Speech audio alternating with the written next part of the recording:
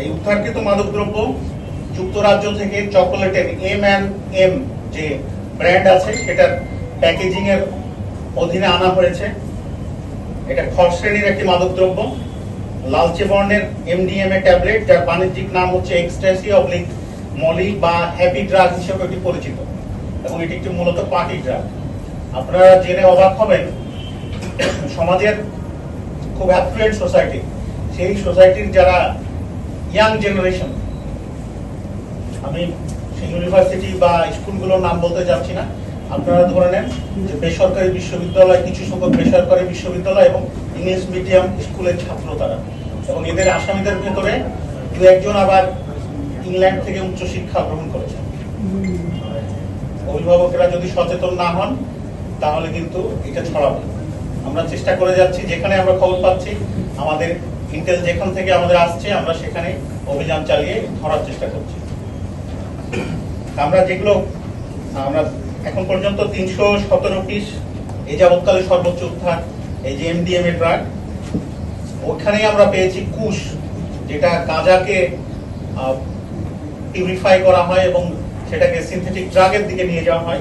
সেই কুশ উদ্ধার করা হয়েছে 1 কেজি 676 গ্রাম, পিওর গাঁজা উদ্ধার করা হয়েছে 250 গ্রাম, এবং 5টি কাঁচের বোতলে কিটামিন, এর আগে আমরা যে সংবাদ সম্মেলন করেছিলাম যে কিটামিনের কথা বলেছিলাম, সেই কিটামিন উদ্ধার করা হয়েছে 50 মিলি। এটা তরল কিটামিন ছিল।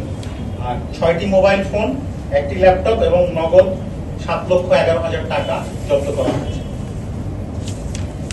আমাদের ঢাকা মেট্রো উত্তরের যে টিম, চৌকস একটি টিম, আমি বলবো আমাদের উত্তর দক্ষিণ সমানতালে কাজ করে যাচ্ছেন, এবং এই অভিযানের নেতৃত্ব দিয়েছিলেন উত্তর টিম থেকে, এবং তারা কিন্তু দীর্ঘদিন ধরে এটি ফলো করেছিলেন।